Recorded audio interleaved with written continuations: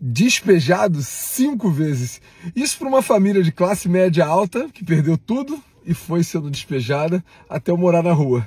Mas eu queria contar uma história que é bacana da gente entender. Eu morava num apartamento de 200 metros quadrados e nós fomos para um lugar com em torno de 25 metros quadrados, um cubículo mesmo, um conjugado em Copacabana. E ali moramos eu, meu irmão e meu pai e 7 gatos. Era um negócio absurdo, né? Cheio de saco, pulga no taco. Foi uma situação difícil, mas eu louvo a Deus por isso. Daqui a pouco você vai entender o que eu quero falar. E eu tinha 16 anos e, de repente, eu me deparei com um oficial de justiça pedindo para abrir. Eu não sabia o que fazer, eu estava sozinho em casa. E ele furou a maçaneta junto com a equipe, né, para poder despejar. A gente, para quem não sabe o que é despejar, é tirar você do local onde você mora porque você não pagou, tá? E aí eu levantei, quando eu levantei e ele abriu a porta, arrombou, ter a porta de casa arrombada é uma experiência bem difícil.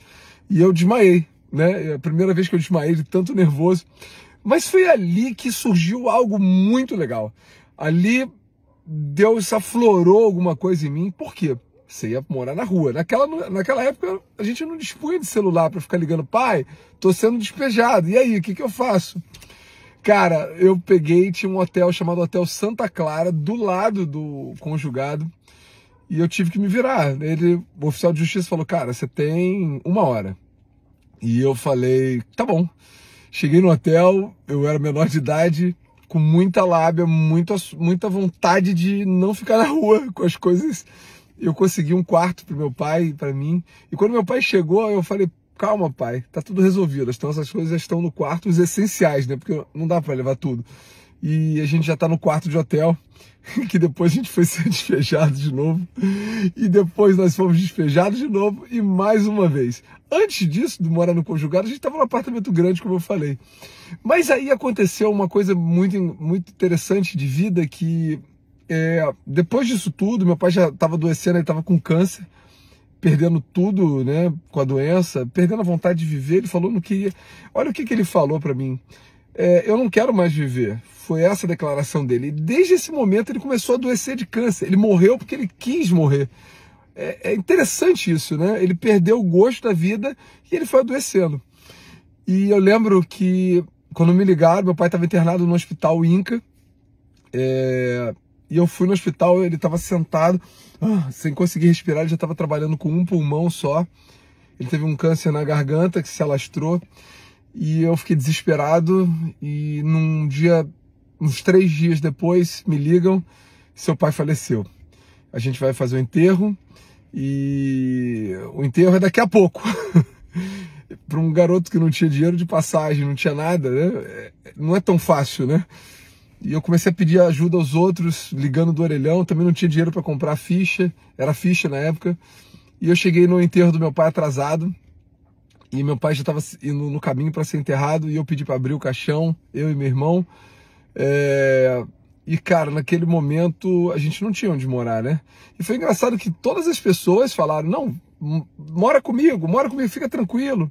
Então eu saí muito acalentado daquele enterro. Eu falei, opa, agora eu tenho onde morar. E, para minha surpresa, no dia seguinte eu saí andando, pedindo dinheiro. Me deram um dinheirinho de passagem para eu ficar me movimentando. E eu comecei a chegar na casa das pessoas. E aí, posso morar aí então? Não. Todo mundo bateu a porta, né? Parente, tá, gente? É parente, mas eu queria... Aí é que entra toda a moral da história, porque a gente poderia ficar ressentido com isso, né? Eu poderia até hoje ter mágoa disso, poderia até hoje falar para vocês que eu tenho algum tipo de mágoa dos parentes, mas eu não tenho zero. Pelo contrário, são pessoas queridas. E eu acho que é uma estratégia muito grande do diabo isso. Ressentir, fazer você perder tempo, perder sua bênção, limitar você, sabe? Limitar você daquilo que você pode chegar porque você tem ressentimento, entende? Eu acho que o ressentimento é uma estratégia para limitar você. Você pode muito mais do que ficar ressentido. Não dá tempo de ficar ressentido. Não dá tempo. Se você é um cara que quer evoluir, uma mulher vencedora, não dá tempo de ficar ressentido. O ressentimento ele só faz mal para você. Ele não vai fazer bem. E para outra pessoa que você está ressentida, se ela tiver uma cabeça, ela está vivendo.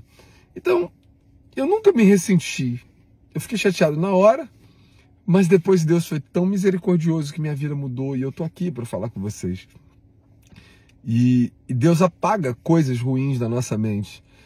E tudo aquilo que eu passei de ruim não é mais uma ferida aberta. Sabe, uma ferida aberta quando dói? Mas é uma cicatriz.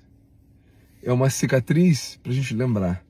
É uma cicatriz que não dói mais, como uma ferida. Mas ela tá ali, para você lembrar e falar, eu venci. Eu passei por isso. E hoje eu posso dizer para você que o ressentimento é uma doença. O ressentimento, ele coloca você num patamar da vida que você não sobe mais, sabe? Ele vai te puxando para baixo. Então eu queria te convidar hoje a se libertar do ressentimento. Porque ele não está fazendo mal para ninguém, ele está fazendo mal para você. E a hora de a gente se libertar disso é a hora que a gente tiver o carinho, a humildade de pedir ajuda, porque a gente é ser humano também, e às vezes as coisas doem muito, não são ainda cicatrizes, ainda são feridas abertas de muito tempo, que ainda não foram curadas. E aí é que entra a misericórdia, o amor, a paternidade de Deus na nossa vida. Então eu queria te convidar esse momento sozinho com Ele. Usa essa paternidade, que eu não sei se você já usou na sua vida, carinhosa. Eu já usei algumas vezes na minha vida e tenho usado e tem dado certo. Chama ele para o teu lado e fala, eu quero fazer igual o Felipe Fera. Eu não quero ficar me ressentindo. Igual o Felipe Fera se libertou dos parentes que deixaram ele morar na rua. E eu fui morar na rua, de ônibus em ônibus, na madrugada. Eu não tinha dinheiro para pegar um ônibus. Eu pedia, por favor, para 1, 2, 3, 4. De repente o 6º deixava eu entrar. E eu falava, cara, perdi tudo, me dá uma ajuda. Bolava uma estratégia para entrar e dormia no ônibus na madrugada, passando por baile funk, passando por gente bêbada, mas era melhor do que ficar na rua. Era um abrigo circulante ali. Ia pro ponto de ônibus, dormia no ponto. Quando eu era convidado a me retirar do ônibus, eu ia pro outro ônibus. A vida miserável é uma vida muito dura, muito dura. Tenha paciência se você vê alguém na rua nessas condições, porque não é fácil. Eu passei por isso e venci, graças a Deus. E estou aqui para dizer para você que existe um dia depois de amanhã e sem ressentimento. Um grande abraço a todos os meus parentes que hoje são pessoas queridas, alguns já se foram. E eu queria dizer que Deus leva para o mar do esquecimento tudo. E hoje nós somos limpos, lavados. E é isso que eu queria passar para vocês hoje. Eu sou o Felipe Fera, mais um, igual a você, cheio de defeitos, mas com muita vontade de tentar mudar as coisas. Deus abençoe.